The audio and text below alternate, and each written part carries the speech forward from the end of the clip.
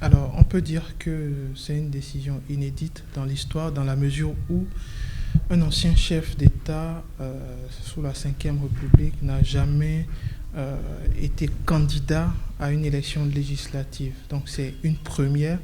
Ça suscite interrogation et en même temps, ça nous oblige à regarder la situation autrement. Ces élections sont en quelque sorte la résultante de la dissolution du Parlement par le chef de l'État il y a quelques jours, suite aux élections européennes, je vais dire perdues par la majorité au pouvoir et qui a tout de même propulsé les extrêmes en avant, notamment l'extrême droite de Marine Le Pen et l'extrême gauche de la LFI, la France Insoumise de Jean-Luc Mélenchon, avec ses alliés. Alors, ça pose également deux autres problèmes qu'il faut noter.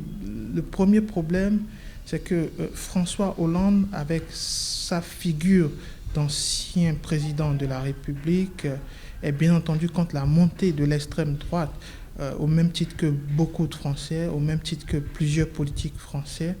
Et son retour dans le giron politique en tant que candidat dans la Corrèze est une façon de lutter contre la montée de l'extrême droite et en même temps de proposer des solutions pérennes pour que justement cette montée soit, ne fût-ce qu'un temps soit peu ralentie.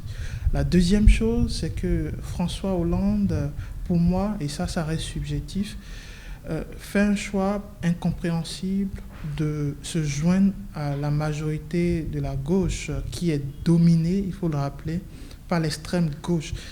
Et idéologiquement, le Parti socialiste dont est issu François Hollande ne partage pas les mêmes valeurs que la gauche radicale, ne partage absolument pas les mêmes idéologies, les mêmes objectifs que la France insoumise de Jean-Luc Mélenchon sur plusieurs points, sur le plan de l'économie, sur le plan budgétaire, sur le plan de l'immigration. Ce n'est pas du tout les mêmes idéologies. Donc je trouve que c'est une façon de jouer à la politique que j'appelle politique paradoxale parce que ça n'a pas un grand sens, mais si tant ça peut jouer un rôle concret pour ralentir l'extrême droite, on verra bien ce que ça va donner comme résultat.